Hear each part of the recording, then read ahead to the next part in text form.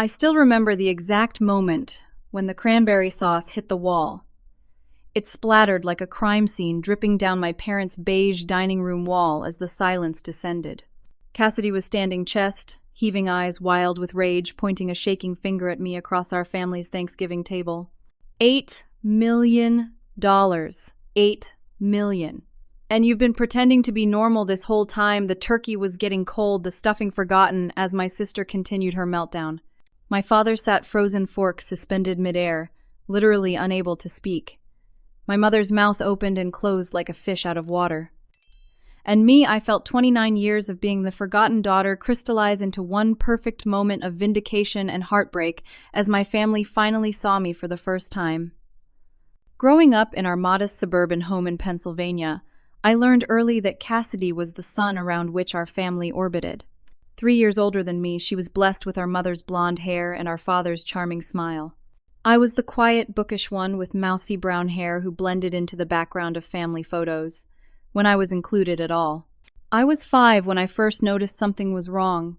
It was Cassidy's 8th birthday, and our parents had transformed the backyard into a carnival complete with a hired clown and pony rides.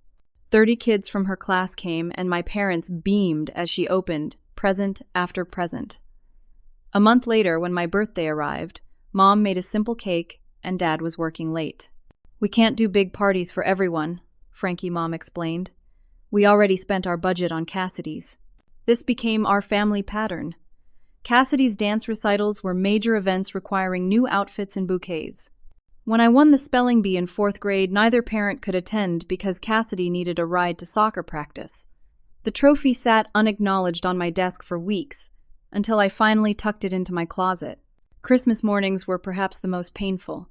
Cassidy would unwrap designer clothes, electronic gadgets, and whatever toy was trending that year.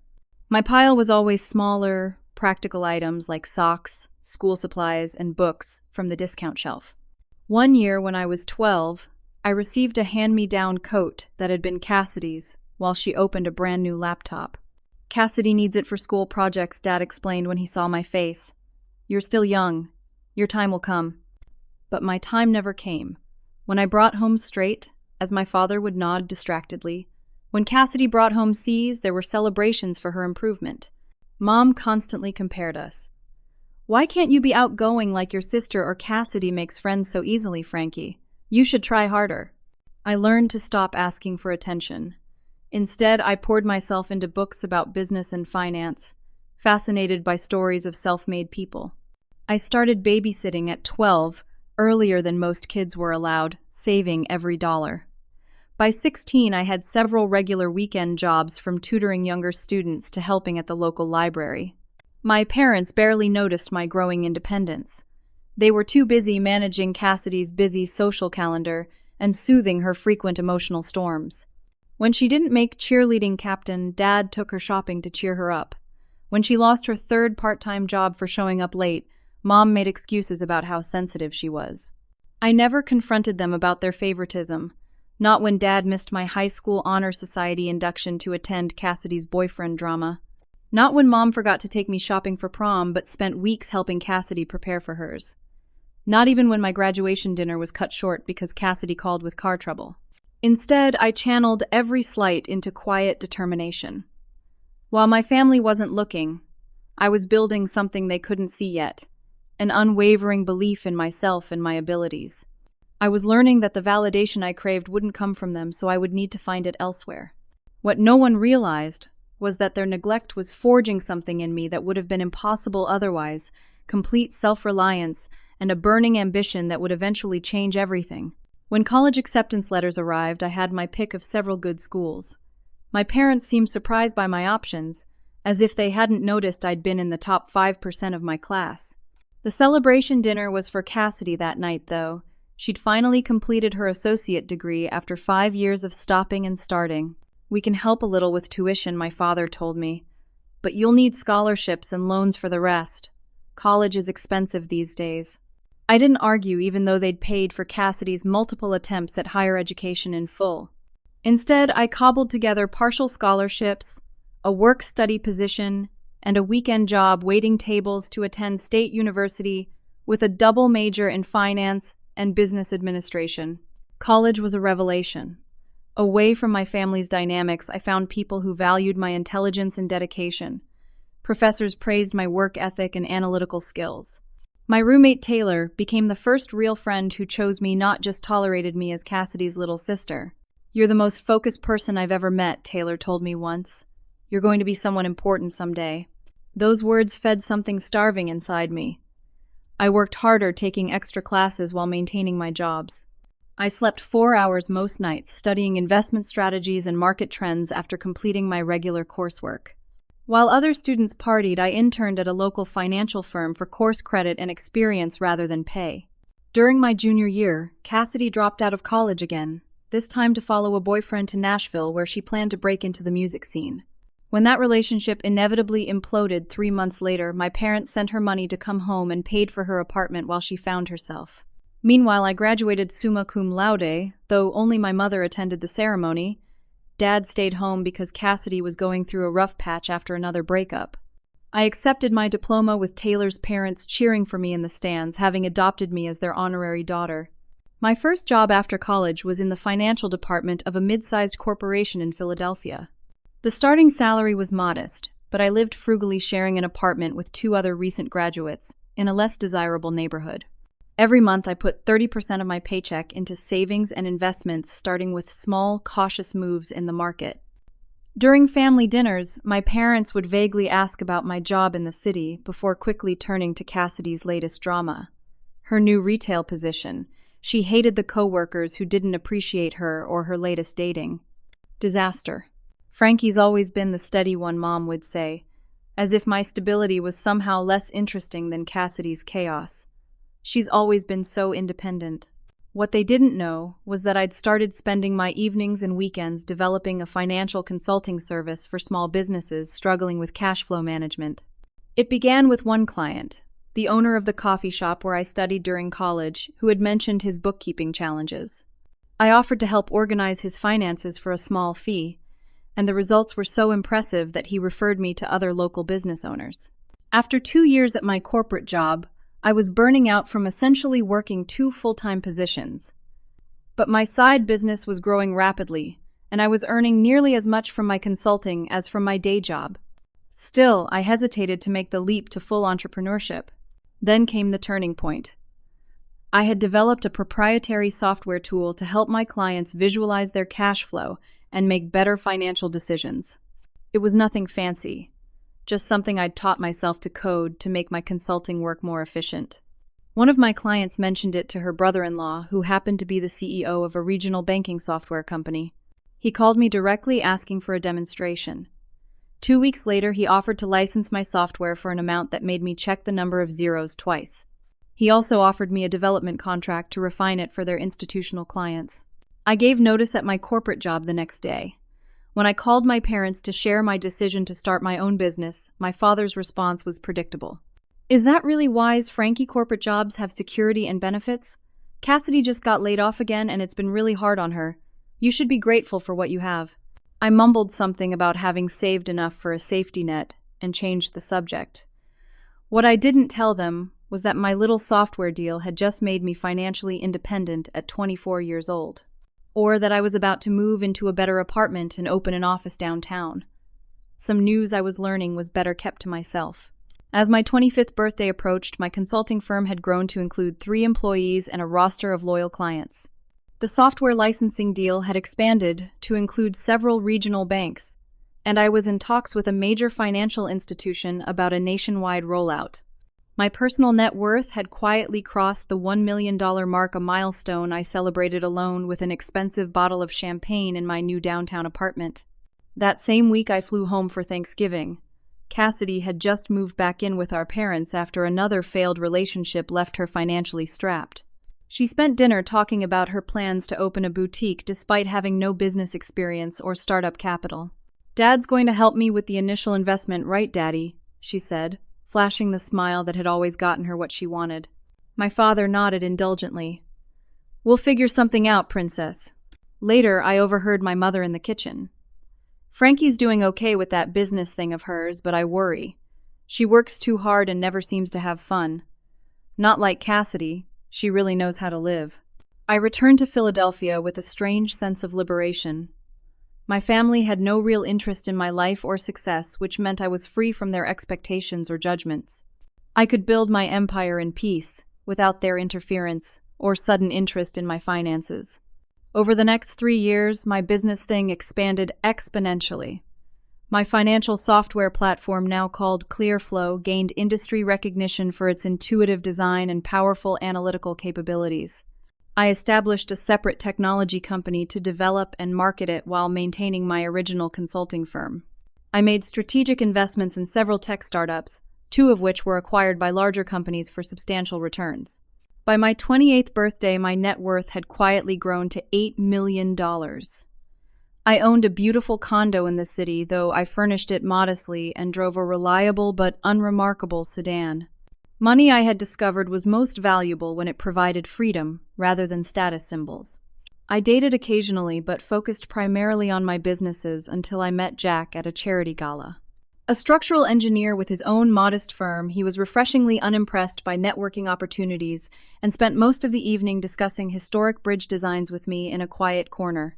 On our 3rd date, I cautiously explained my financial situation and was relieved when he didn't seem fazed. "That's impressive," he said simply. "You must be very good at what you do. Want to try that new Thai place on 5th Street, I heard. Their curry is amazing."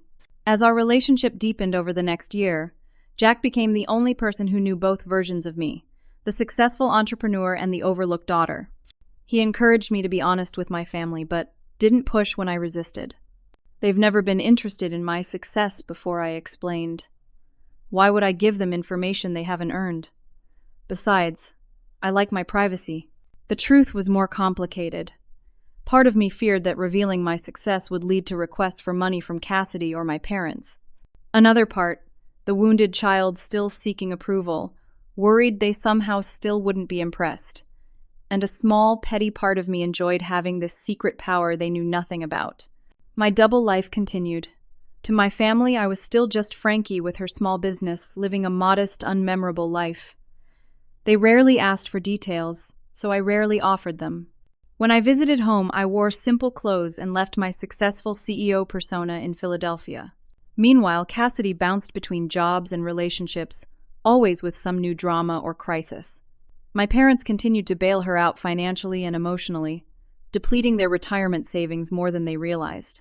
One Christmas, I overheard my father on the phone with their financial advisor, worry evident in his voice. They had refinanced their house to help Cassidy start a short-lived event planning business that had quickly failed. Now they were struggling with the increased mortgage payments. 2 weeks later, their mortgage company called to inform them that an anonymous benefactor had paid off their loan in full. My father mentioned it at our next family dinner, completely unaware that I was responsible. "Must have been a mistake," he concluded. "But we confirmed it's legitimate. Someone paid it off, and the house is free and clear now." Cassidy immediately suggested it might be one of her ex-boyfriends who still carried a torch for her. My mother wondered if it was a wealthy former client of my father's accounting practice. No one considered that it might be me. As Jack and I grew more serious discussing marriage and our future, I found myself increasingly uncomfortable with my compartmentalized life. He never pressured me, but his transparent relationship with his own family highlighted the web of deception I'd created with mine. "They don't know me," I told him during one discussion. "The real me. They never have." "Maybe that's because you never gave them the chance," he suggested gently. "People can surprise you if you let them." I wasn't convinced, but the seed was planted. As another Thanksgiving approached, I found myself wondering what would happen if I finally stepped fully into my truth with my family. What I couldn't have anticipated was that the decision would be made for me in the most dramatic way possible. Jack proposed on a crisp October evening with a simple solitaire diamond that perfectly matched my understated style. As we discussed wedding plans, the question of family inevitably arose. "I think it's time," Frankie Jack said, his voice gentle but firm. "If we're starting our own family, you need to be honest with yours. You can't keep living this double life." I knew he was right. The compartmentalization that had once felt protective now felt like a prison. More importantly, I was tired of diminishing my accomplishments around my family. I deserved to be seen. "I'll tell them at Thanksgiving," I promised. the whole truth. As the holiday approached, my anxiety grew. I rehearsed different versions of my revelation, none of which felt right. How do you tell your family that you've been hiding your success from them for years? That you're actually wealthy beyond their imagination? That their overlooked daughter had built something remarkable while they weren't paying attention? A week before Thanksgiving, my world shifted unexpectedly. Clearflow, my financial software company, was featured in Business Innovators magazine as part of their 30 under 30 profile. The article was surprisingly detailed, mentioning my company's valuation, my ownership stake, and even including a professional photo of me in my executive office. It described me as a financial technology wonderkind and quoted a venture capitalist estimating my personal net worth at north of $8 million. I hadn't sought the publicity. One of my board members had nominated me for the recognition without telling me. When the journalist called for an interview, I'd simply answered her questions honestly, not realizing how prominently the feature would be displayed. The morning the magazine hit newsstands, I received a cryptic text from my mother. "Looking forward to seeing you at Thanksgiving. Dad and I are so proud of all you've accomplished." It was such an uncharacteristic message that I immediately called her, but the conversation was oddly strained. She asked vague questions about how business was going but didn't mention the article. When I asked directly if something had happened, she laughed nervously and said everything was fine. Jack and I arrived at my parents' house on Thanksgiving Day to find an atmosphere thick with tension. My mother greeted me with unusual enthusiasm, complimenting my coat and asking detailed questions about our drive from Philadelphia. My father hugged me longer than usual, patting my back awkwardly. "My successful daughter," he said with a strange emphasis, "always knew you were smart." The house looked the same as always, modest and comfortable with the same furniture they'd had since I was a child. The dining room was set with the good china they used for special occasions, and the air was filled with the familiar scents of turkey and pumpkin pie. "Where's Cassidy?" I asked as we settled in the living room. "Running late as usual," my mother said with a forced smile. She texted that she's on her way. As we made awkward small talk, I noticed my parents exchanging glances whenever I spoke about work. Jack squeezed my hand supportively, sensing the undercurrents. I was about to address the elephant in the room when the front door banged open. Cassidy swept in, 32 years old, but dressed like a college student in tight jeans and an oversized sweater. Her eyes were red-rimmed, her movements jerky as she air-kissed our mother and nodded curtly to Jack and me. "Sorry I'm late," she said, though she clearly wasn't. Traffic was a nightmare. Throughout the afternoon, I caught Cassidy staring at me with an unfamiliar intensity. She kept checking her phone, scrolling with increasing agitation. Whenever our parents asked me about work, she would interrupt with her own stories or abruptly change the subject. As we finally sat down for dinner, the tension in the room was palpable. Dad carved the turkey with methodical precision, while Mom fussed with the side dishes. Jack attempted to lighten the mood with stories about his latest bridge restoration project, but his words fell flat in the strained atmosphere.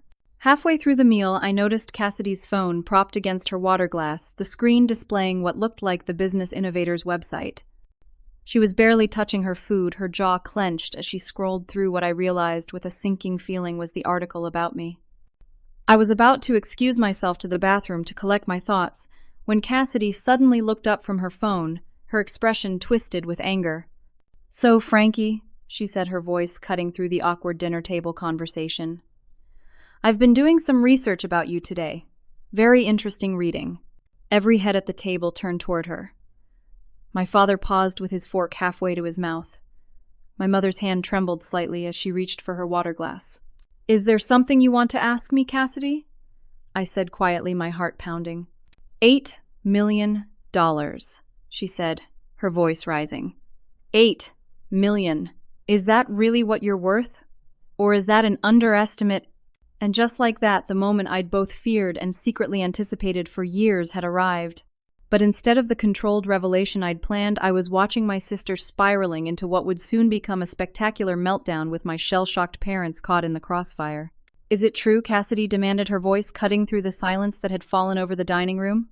She held up her phone, displaying the Business Innovators article with my photo prominently featured. "Are you secretly some millionaire tech genius?" All eyes turned to me. I took a deep breath and set my napkin beside my plate. "Yes," I said simply. "I founded 2 successful companies and made some good investments. The article is essentially accurate. The simplicity of my admissions seemed to infuriate Cassidy further. Her face flushed deep red. All this time, she sputtered. All this time you've been pretending to be ordinary. Coming home in your Target clothes and your sensible car talking about your small business like you're struggling like the rest of us. I never said I was struggling, I replied evenly. I just didn't elaborate on my success. Why? My mother finally found her voice. Why wouldn't you tell us, Frankie? Before I could answer, Cassidy slammed her hand on the table, making the dishes jump. Because she's selfish. She wanted to hoard all her precious money while watching me struggle.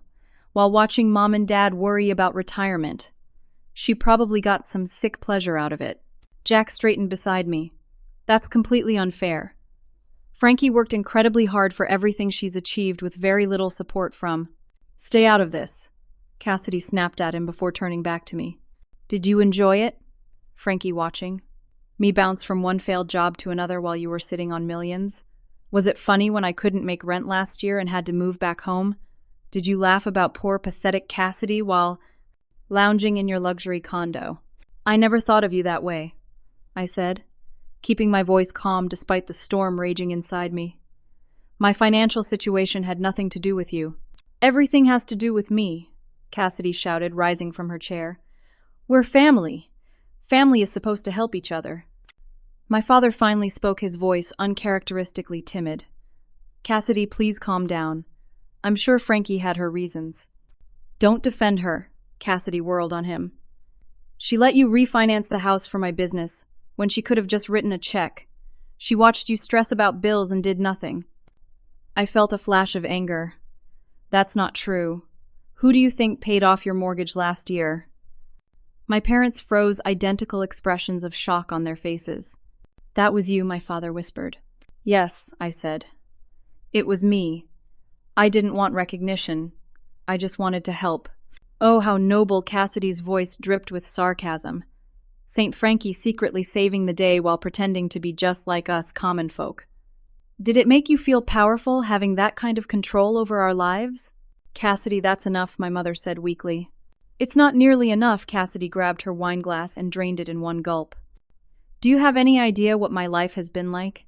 The constant struggle, the humiliation of failure after failure, while perfect Frankie was building her empire? Perfect, I echoed, finally allowing my own anger to show. Is that really how you see our family dynamic, Cassidy? Because from where I've been standing for 29 years, you were the golden child who could do no wrong. Who got every advantage, every opportunity, every ounce of attention while I was barely an afterthought. That's ridiculous, my mother protested. We never treated you differently. Jack made a small sound of disbelief beside me, but I barely registered it. Decades of suppressed feelings were rising to the surface. Mom, you forgot my 16th birthday. Dad missed my college graduation because Cassidy had a breakup. Neither of you came to my business launch, but you took a week off work to help Cassidy move to Nashville for a guy she'd known for 3 months. We were just supporting her through a difficult time, my father said defensively. And when was I ever supported through my difficult times? I asked quietly. Cassidy wasn't listening. She'd moved from wine to the harder stuff, pouring herself a large measure of whiskey from the sideboard. You know what? It doesn't even matter anymore, she said, her words slightly slurred. Because now Big Sister Frankie is going to solve all our problems with her. Millions right. You're going to invest in my new business idea. It's going to be amazing, a wellness center with retail and spa services. I'm not giving you money without a solid business plan, I said firmly. Cassidy's face contorted with rage. See, she doesn't want to help me. After everything I've been through, after all my struggles. What struggles exactly? Jack asked, his patience visibly wearing thin. From what Frankie's told me, you've had every advantage. You don't know anything about me, Cassidy shrieked, pointing a shaking finger at him. I have had genuine hardships, real problems that money would solve. Like what I challenged. Like my debt, I'm drowning in credit card bills and the bank won't give me any more loans. Because you've never repaid the previous loans, my father said, quietly surprising me by standing his ground. You're one to talk, Cassidy sneered at him. You wouldn't even have a house if it wasn't for your precious Frankie. That's unfair, Cassidy, my mother interjected. Your father has always done his best. His best wasn't good enough. Cassidy shouted, tears now streaming down her face. None of us was good enough. And now Little Miss Perfect is a secret millionaire who's been laughing at us all behind our backs. I never laughed at anyone, I said firmly, and I worked for everything I have. Oh, please, you had advantages too, your precious scholarships, and I earned those scholarships, I interrupted. And then I worked 30 hours a week while carrying a full course load to pay for the rest. What exactly did you do with the full ride Mom and Dad gave you? Cassidy's face twisted with rage. You think you're so much better than me, don't you? I never said that. You didn't have to say it. She grabbed the cranberry sauce bowl and hurled it against the wall where it shattered in a spectacular red splash. You've always thought it. Poor little, overlooked Frankie, so much smarter and better than everyone else. My father stood up so abruptly his chair fell backward. Cassidy Elizabeth, that's enough. Oh, now you stand up to me, she laughed bitterly. After years of giving me everything I wanted, after remortgaging your house to fund my business idea that I knew would probably fail, the room went completely silent. My mother's face drained of color. What did you just say? She whispered. Cassidy's eyes widened as she realized what she'd admitted. She backpedaled quickly. I didn't mean it like that. I was just stressed and you knew your business would fail. My father's voice was barely audible. We put our retirement on the line because you said it was a sure thing. Nothing's a sure thing in business, Cassidy mumbled, avoiding his eyes. It might have worked if what I asked, if you'd had any experience, any education in business management, any plan beyond a vague concept. At least I had dreams, Cassidy shouted, tears streaming down her face now. At least I wanted more than a boring corporate existence. At least I lived. And who funded that living? I stood up now, too unable to contain my anger any longer. Who paid for your adventures and your failures and your dreams? Not you, Mom and Dad sacrificed everything for you and you knew you were taking advantage of them. That's not fair. I was going to pay them back when? What? When your next half-baked scheme magically succeeded despite your complete lack of effort or planning, when someone handed you the easy life you've always felt entitled to. Cassidy lunged toward me, but Jack stepped between us. She stumbled backward, knocking over a side table and sending my mother's cherished vase crashing to the floor. This is your fault, she screamed at me as my mother rushed to salvage the broken pieces. Everything was fine until you showed up with your millions and your perfect boyfriend and your success. You've ruined everything. With that final accusation, she stormed out of the dining room. Moments later, we heard the front door slam, followed by the screech of tires as she drove away. The silence she left behind was deafening. My father stood motionless, staring at the cranberry sauce dripping down the wall. My mother knelt on the floor, quietly crying as she gathered broken ceramic shards. Jack moved to help her, gently taking the sharp pieces from her trembling hands. I remained standing, suddenly aware that nothing in my family would ever be the same again. The carefully constructed illusions we'd all been living with had shattered even more completely than that vase, leaving us to figure out what, if anything, could be salvaged from the wreckage of our Thanksgiving dinner. After Cassidy's dramatic exit, we moved like sleepwalkers, mechanically clearing the ruined dinner from the table. No one spoke as Jack wiped cranberry sauce from the wall, and I swept up the broken vase. My mother disappeared upstairs, and my father retreated to his study. Jack touched my arm gently. Do you want me to give you some privacy with your parents? I nodded gratefully. Maybe go to that coffee shop down the street. I'll text you when we've talked. After he left, I stood in the hallway between my father's study and the staircase leading to my parents' bedroom, uncertain which parent to approach first. The decision was made for me when my father appeared in the study doorway, looking suddenly old and defeated. We should talk, he said, simply gesturing me inside. His study had always been a sacred space filled with accounting books and family photos, most featuring Cassidy's smiling face at various ages. I sat in the leather visitor's chair while he settled heavily behind his desk, more from habit than any desire to maintain authority, I suspected. Is it true what Cassidy said? He asked after a long silence. About knowing her business would likely fail. I can't speak to what Cassidy knew or didn't know, I said carefully. But her business plan had fundamental flaws that any experienced entrepreneur would have recognized immediately. He rubbed his face wearily. Why didn't you say anything? The question ignited a spark of anger I thought had burned out. When would I have said something, Dad? When you announced your decision after it was already made, or during one of the many consultations with me that never happened? My father flinched. We didn't think you'd be interested in Cassidy's business ventures. You didn't think of me at all, I said quietly. That's the truth, isn't it? I wasn't even a factor in the equation. He opened his mouth as if to deny it, then closed it again, his shoulders slumping. I don't know what to say that wouldn't sound like an excuse. Try honesty, I suggested. After 29 years, I think I've earned that much. He stared at the desktop for several long moments before finally meeting my eyes. You're right. We didn't think of consulting you. Not because we didn't respect your opinion, but because... He struggled visibly, because we've grown so used to you, not needing us, that sometimes we forget to include you at all. I did need you, I said, my voice catching. Every child needs their parents. Dad, I just learned to hide it because my needs always came second to Cassidy's. He winced. We never meant to make you feel that way. But I did feel that way, every day for as long as I can remember. A heavy silence fell between us, broken only by the sound of footsteps on the stairs. My mother appeared in the doorway, her eyes red but her composure restored. I think I need to be part of this conversation, she said, pulling up another chair. For the next hour, we talked more honestly than we ever had before. I described birthdays and Christmases from my perspective, achievements that went uncelebrated, and the gradual realization that I would always be secondary in their attention. My parents listened without interrupting, occasional tears sliding down my mother's cheeks. Why didn't you ever say anything? She finally asked. Would it have made a difference? I countered. Or would you have told me I was being too sensitive, too needy, too much like Cassidy? My mother flinched at the comparison. We never meant to hurt you, Frankie. Cassidy always seemed to need so much more. And I made it easy for you by needing less, I acknowledged. But that wasn't fair to any of us. My father cleared his throat. About the mortgage, he began awkwardly.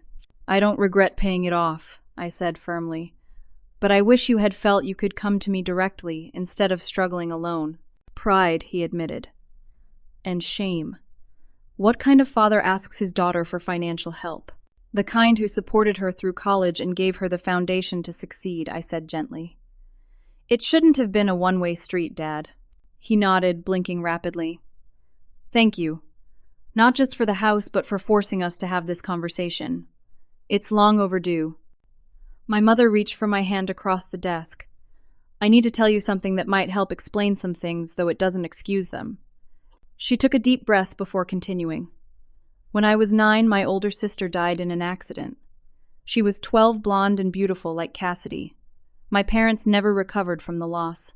After that, nothing I did could fill the hole she left. I was always the lesser daughter, the replacement that wasn't quite good enough. Her revelation stunned me into silence. In all our years together, she had never mentioned having a sister. When Cassidy was born, she continued, she looked so much like my sister that sometimes it took my breath away. And I think I unconsciously tried to give her the love and attention I never got. I overcompensated. And in doing so, I repeated the pattern with you that hurt me so deeply as a child. Mom, I whispered, my anger giving way to a complex mixture of emotions I couldn't immediately identify. It doesn't excuse what we did, she said firmly. But I want you to know it wasn't because we loved you less or valued you less. We got caught in patterns we didn't even recognize until tonight. My father reached across the desk to take both our hands, creating a circle. I enabled it too. Cassidy's needs were always so loud, so immediate. Your independence made it easy to focus on her and assume you were fine. That was our failure, not yours. The conversation continued long into the evening, painful but necessary. We talked about Cassidy, about my companies, about Jack and our engagement. For perhaps the first time, my parents asked questions and genuinely listened to the answers. There were moments of tension and tears, but also unexpected laughter, as I shared stories of my early entrepreneurial attempts. Around midnight, as our conversation finally wound down, my father asked the question I'd been expecting. What happens now? With Cassidy, I mean. I considered carefully before answering. I'm willing to help her, but not unconditionally. not in ways that enable destructive patterns or dependency. She needs professional help, my mother acknowledged, surprising me with her clarity. Financial counseling at minimum, possibly therapy. I can arrange both, I offered. But she has to want to change. I can't force that.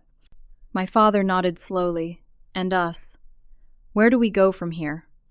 I thought about Jack waiting patiently at the coffee shop, about the life we were building together, and about the broken family dynamics that had shaped me for better and worse. We start over, I said, finally. Not forgetting the past, but not held prisoner by it either. We try to build something healthier, with honest communication and realistic expectations. I'd like that, my mother said softly. Very much. As I texted Jack to come back to the house, I felt something shift within me. Not the neat resolution of a fairy tale ending, but the bittersweet beginning of a more authentic relationship with my family. The road ahead would have its challenges, but for the first time I believed we might navigate them together, eyes open to both our limitations and our possibilities. 3 months after the Thanksgiving meltdown, I stood in my parents' freshly painted living room watching as my father carefully hung a family portrait. It wasn't an old photo, but a new one taken just weeks ago, all of us together with genuine smiles that reached our eyes. A little to the left, Dad, I suggested, and he adjusted accordingly. Perfect, my mother said, coming in with a tray of coffee. The first of many new memories. The past months had brought dramatic changes to our family dynamics. After Cassidy's explosive exit from Thanksgiving dinner, she had disappeared for nearly 2 weeks, ignoring calls and texts from all of us. When she finally resurfaced, it was with a tearful late-night call to our parents, who immediately called me. She's ready to talk, my mother had said. Really talk. Are you willing to listen? The subsequent meeting at a neutral coffee shop had been tense but productive. Cassidy, subdued and visibly exhausted, had offered no excuses for her behavior. I've been awful, she'd admitted, staring into her untouched latte. To all of you, but especially to you, Frankie. I don't expect forgiveness. I just wanted to say it out loud. Rather than offering immediate absolution, I had proposed a path forward.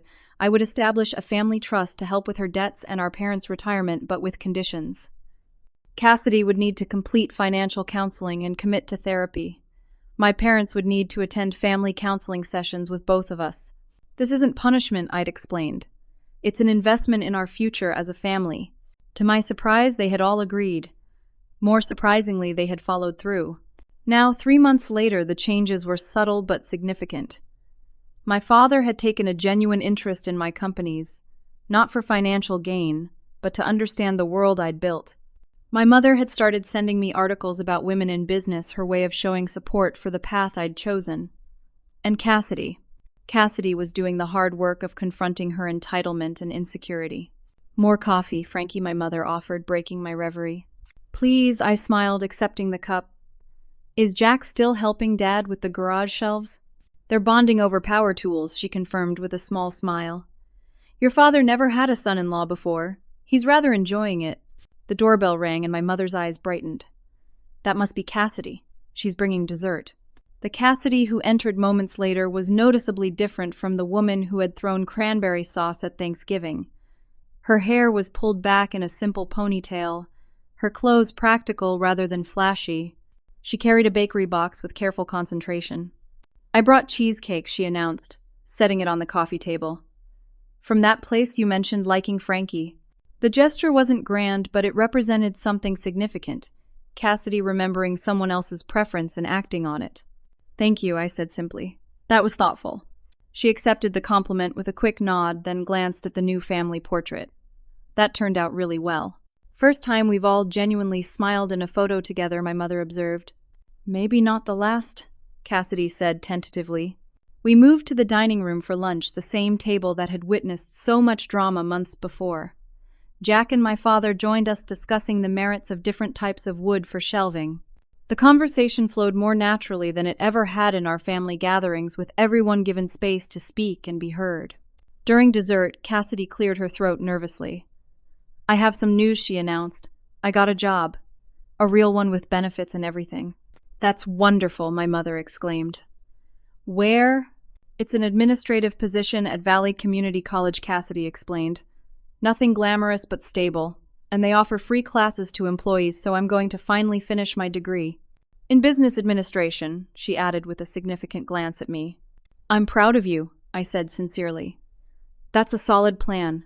My therapist helped me realize I need to build something real instead of chasing get-rich-quick schemes, she admitted. It's humbling to start at the bottom at 32, but better late than never, right? Exactly right, my father affirmed. And we're here to support you, appropriately this time. The significance of his qualifier wasn't lost on any of us. My parents were learning new patterns too, offering encouragement without enabling dependency. After lunch, while everyone else cleaned up, Jack pulled me aside onto the back porch. The February air was crisp, but the sky was clear and promising. So he said, wrapping his arms around me from behind, "Should we tell them our news?" My hand drifted unconsciously to my stomach, still flat, but harboring our 4-week secret. "Are you ready for the fuss? Mom's gonna start knitting baby blankets immediately?" He laughed softly. "I think I can handle it. The question is, are you ready?" I considered the complex journey that had brought us to this moment. The hurt child who had built walls to protect herself. The ambitious woman who had created success in the shadow of neglect. The adult learning that vulnerability could be strength, not weakness. Yes, I decided. I'm ready. This baby deserves grandparents who can love them openly. And I want to give our child what I didn't have. A family where everyone is seen and valued for exactly who they are. When we shared our news, the joy was unrestrained, and for the first time in my memory, equally directed toward both Jack and me. My mother did indeed immediately start planning baby projects, while my father spoke emotionally about becoming a grandfather.